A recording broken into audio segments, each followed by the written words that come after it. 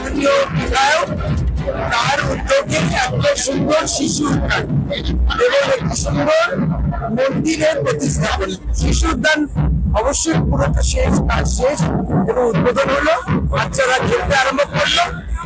আর মন্দিরের আজকে foundation down, সবটা নিয়ে সামনে নির্বাচন, কিন্তু উন্নয়নের কাজ হবে।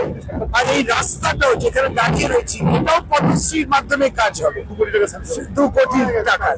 সুতরাং আমরা সত্যি শুভেচ্ছা জানাই, শুভকামনা জানাই এবং কৃতজ্ঞতা জানাই মমতা বন্দ্যোপাধ্যায়কে, সুযোগ করে দিয়েছেন কাজ করতে।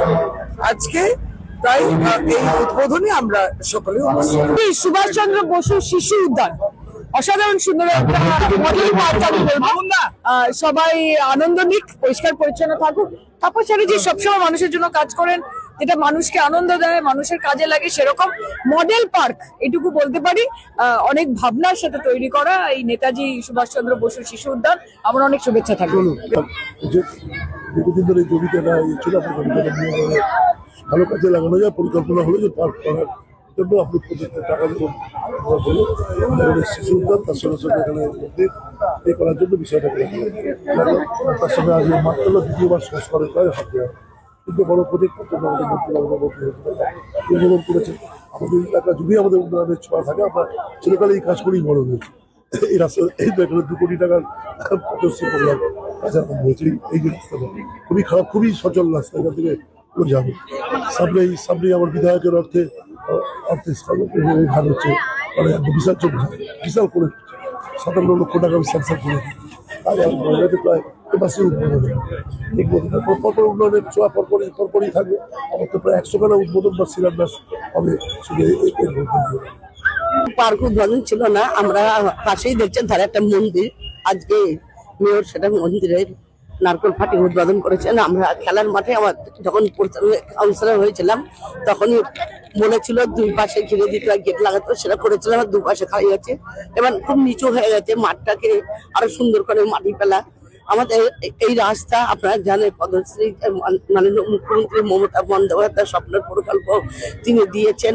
আমরা আমাদের ওয়ার্ডের পক্ষ থেকে মাননীয় মুখ্যমন্ত্রীকে ধন্যবাদ জানাচ্ছি, অভিষেক বন্দ্যোপাধ্যায়কে ধন্যবাদ জানাবো এবং আমাদের বিধায়ক তাপস স্যারকে ধন্যবাদ জানাচ্ছি। আমাদের রাস্তা অলরেডি কাজ শুরু হয়েছেন এবং এই কাজটাই এখান দিয়ে মতিরপুল পর্যন্ত কাজটা হবে এবং অন্যান্য ছোঁয়া ওয়ার্ডে চারিদিকে চলছে। কোথাও পাড়ার সমাধান, কোথাও অলিগলি ড্রেন, কোথাও জলের নাই, মিষ্টি জলেরও। আমাদের সামনে 2026 আমরা এই অঞ্চলে এসে নিয়ে যা অবস্থা হয়েছে, মানুষ হ্যারাসমেন্ট হয়েছে, মানুষের মানে কি বলবো, সকাল থেকে রাত পর্যন্ত, রাত 9টা বেজে যাচ্ছে লাইনের মধ্যে দিয়ে মানুষের মানে কি দশা হয়েছে একমাত্র যারা লাইনে ছিল তারাই জানে। তার সত্ত্বেও আমরা মনে করি আমরা যতক্ষণ পেরেছি তাদের সহযোগিতা করেছি, তাদের চেষ্টা করেছি এবং চেষ্টা তুলতে রাখিনি। আমরা সকাল থেকে রাত পর্যন্ত যতটুকু টাইম পেয়েছি ছিলাম, মানুষের সহযোগিতা করে গেছে। আমরা চেষ্টা করছি 2026 আমরা নতুন সূর্য উঠবেন। আমাদের মাননীয় রাজ্যের মুখ্যমন্ত্রী তিনি যেভাবে এসআই নিয়ে একজন সুপ্রিম কোর্টে নিজে পার্টি হয়ে মানুষের জন্য যেভাবে তিনি লড়াই করলেন, এটা আমি স্যালুট জানাই মুখ্যমন্ত্রীকে।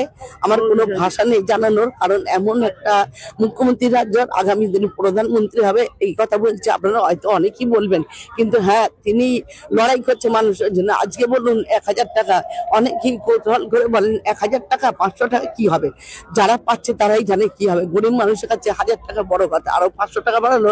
অনেকে আছে পুজো সামনে, আবার ঈদ, অনেকে এই 1500 টাকা তার স্বপ্ন দেখেছেন যে আমার সন্তানদের জামা কাপড় কিনবো, ইফতারের কিছু সরঞ্জাম কিনবো, এটা কিন্তু তাদের কাছে স্বপ্ন। পুজোর সময় তার পরিবারে কিছু কিনে দেবেন, কিছু পুজোর সময় ফল টল কিনবেন, এটা হচ্ছে তার পরিবারের কাছে স্বপ্ন। এই স্বপ্নের প্রকল্প মাননীয় মুখ্যমন্ত্রী আমাদের অভিষেক বন্দ্যোপাধ্যায়, রাজ্যের কোনো মুখ্যমন্ত্রী নয়, একমাত্র মহিলা মুখ্যমন্ত্রী রাজ্যের এই প্রথম বাঙালি হিসেবে আমাদের সত্যিই আমরা গর্বিত। আজকে রাজ্যবাসী গর্বিত।